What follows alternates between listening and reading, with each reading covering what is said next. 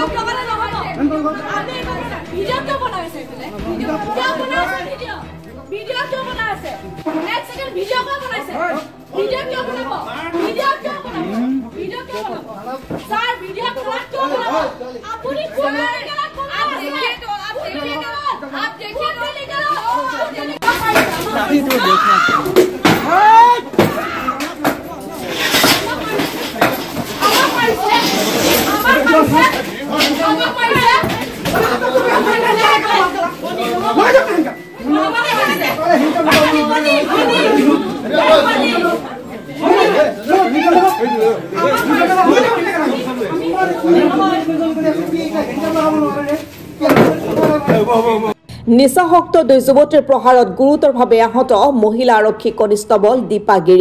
দীপাগিৰিক চিকিৎসাৰ বাবে তেজপুৰ চিকিৎসা মহাবিদ্যালয়লৈ প্ৰেৰণ কৰিছে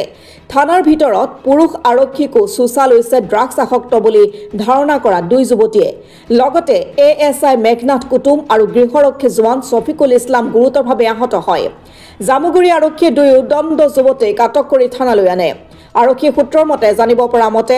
জামুগুৰি আৰক্ষী থানাত সন্ত্ৰাসৰ সৃষ্টি কৰা দুই যুৱতী হাৱাজানৰ খুলিখামাৰীৰ পৰিস্মিতা তামুলী বয়স 20 বছৰ আৰু তেজপুৰ লালমাটিৰ শিৱানী দাস বয়স 23 বছৰ বুলি জানিব পৰা গৈছে কিবাটা হৈছিল তেহেতৰ ওপৰত লফুলি একচন লোৱা হৈছে আপোনালোক পুলিচক আক্ৰমণ কৰিছে আক্ৰমণ কৰিছিল মহিলা পুলিচ কেইজন আহত হৈছে পুলিচ তিনিজন কি কৰিছিলে এজনে মানে হস্পিটেল নাম কেটা গম পাইছে নেকি নাম কেটা এটা একচন কি বছৰ একচন কি